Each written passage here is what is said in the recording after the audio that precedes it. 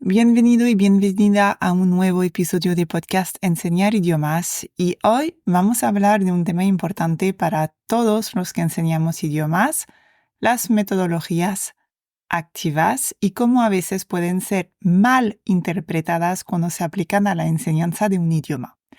Aunque las metodologías activas se centran en la participación visible del alumnado, hoy quiero explorar por qué quedarse en silencio y procesar el input comprensible y contextualizado que estamos recibiendo es también una parte esencial de la adquisición del idioma. Así que acompáñame para descubrir cómo encontrar el equilibrio entre la participación activa y la escucha silenciosa en clase. Primero, hablemos de qué son las metodologías activas, porque es un enfoque pedagógico que ha ganado mucha popularidad en los últimos años, porque pone el alumnado en el centro del aprendizaje, y las metodologías activas promueven la participación en actividades como trabajo en grupo, debates, proyectos colaborativos y aprendizaje basado en problemas. Son estrategias que funcionan muy bien en muchos contextos porque ayudan a los alumnos a implicarse y a desarrollar habilidades críticas. Sin embargo, cuando hablamos de adquisición de idiomas, hay una malinterpretación frecuente, el pensamiento de que cuanta más participación visible haya, mayor será el aprendizaje. Pero vamos a ver, ¿es esto cierto cuando se trata de aprender un idioma? Y es aquí donde el silencio y la escucha activa juegan un papel importante. Por este motivo, yo siempre digo que no podemos considerar la asignatura de un idioma como cualquier otra asignatura, porque no se trata de conocimiento sobre algo, sino de una competencia comunicativa. Necesitamos comunicar.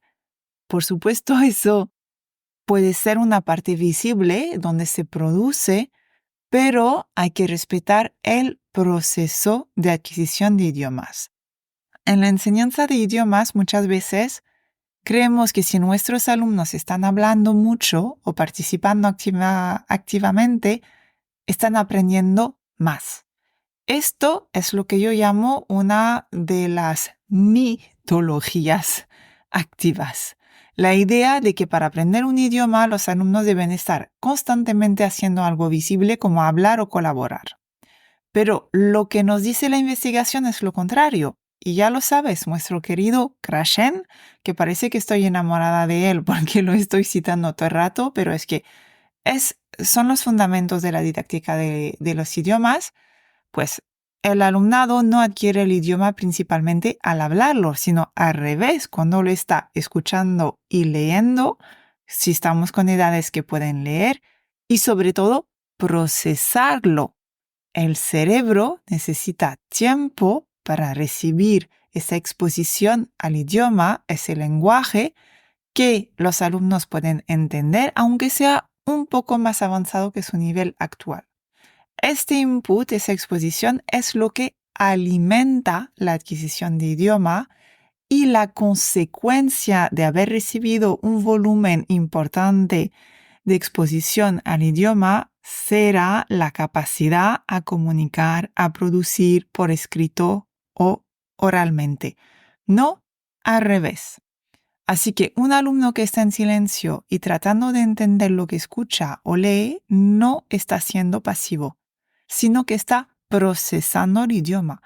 Estar en silencio también es una actividad activa, aunque no sea visible.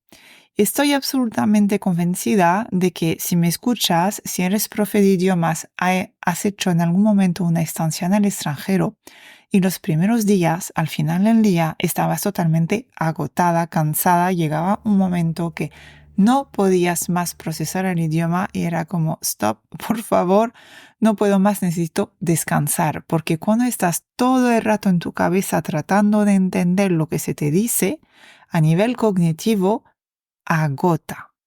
Así que es un proceso que quizás desde un punto de vista exterior no estamos activos, pero desde un punto interno de activación del cerebro estamos fritos al final del día.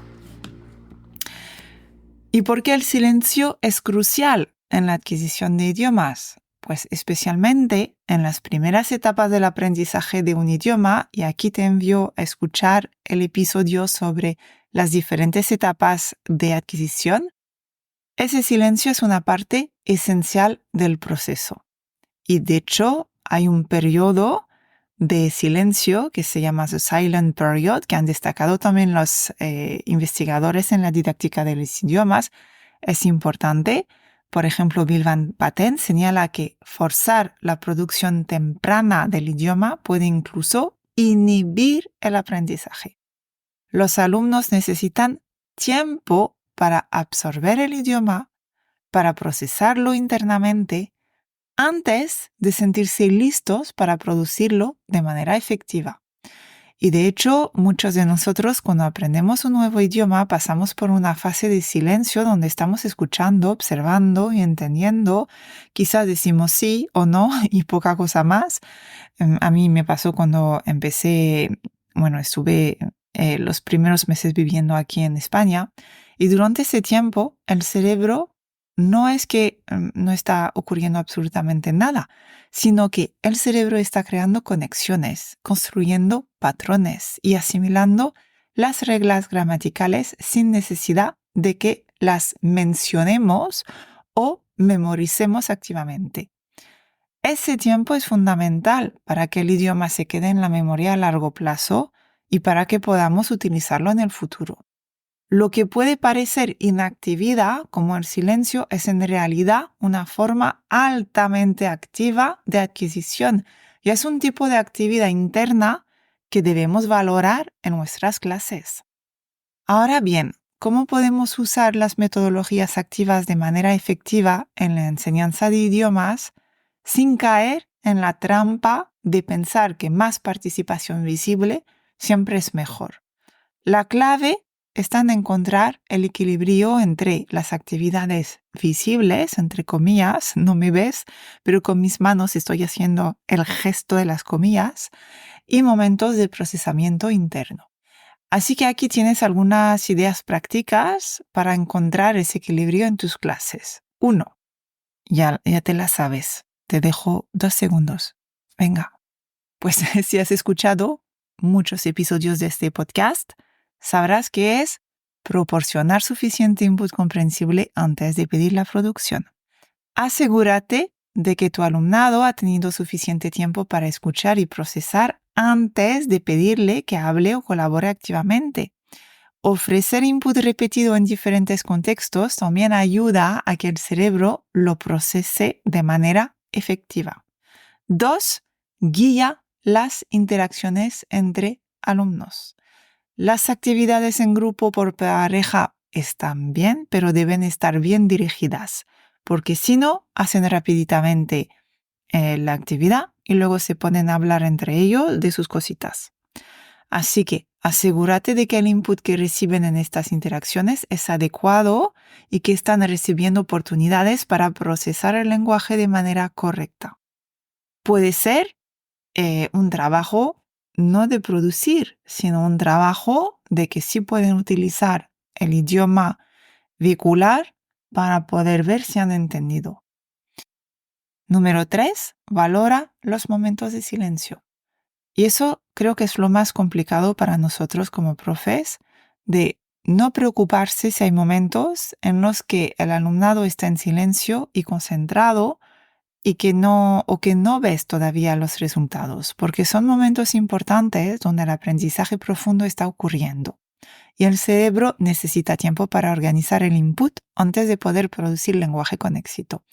A mí muchas veces me pasa como que después de las vacaciones de Navidad, de repente llevas 4 meses dando clases, parece que hay personas que todavía no pueden hablar y como que, como un champiñón, aparece y empieza a producir, empieza a hablar. No te digo que hace unas super frases, pero empieza a verse de forma un poquito más externa. Y finalmente, último punto que me gustaría tomar una pequeña paréntesis, que sabes que a mí me gusta muchísimo matizar la personalidad de tu alumnado. ¿Hay en tu grupo un montón de personas diferentes. Y si hay personas que simplemente están más introvertidas, que no necesitan levantar la mano y participar, no es porque no sepan, no tengan la capacidad, simplemente puede ser porque no va con su personalidad.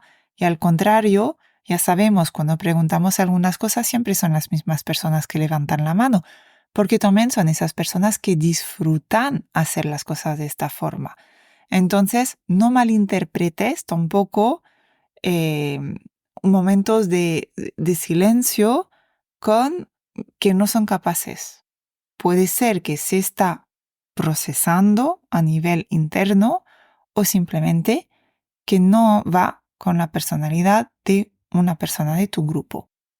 Para cerrar, me gustaría dejarte una idea clave, es que las metodologías activas son útiles y tienen su lugar en la enseñanza de idiomas, pero debemos tener cuidado de no confundir la actividad visible con el aprendizaje real. Y yo sé que es lo más frustrante como profe, porque cuando hacemos una actividad enseguida queremos ver los resultados. Pero es que a veces, y sobre todo cuando estamos enseñando un idioma, el mejor aprendizaje ocurre en silencio, cuando el alumno está escuchando y procesando la exposición. Y como profes, debemos proporcionar ese input de calidad y permitir que nuestro alumnado tenga tiempo para internalizar el idioma antes de esperar que lo produzcan. Si te ha gustado ese episodio o tienes alguna pregunta sobre cómo equilibrar metodologías activas y tiempo de procesamiento en tus clases, no dudes en dejarme un comentario, en escribirme tu pregunta. Y recuerda que estar en silencio también es estar activo cuando se trata de adquirir un idioma. Nos vemos en el próximo episodio.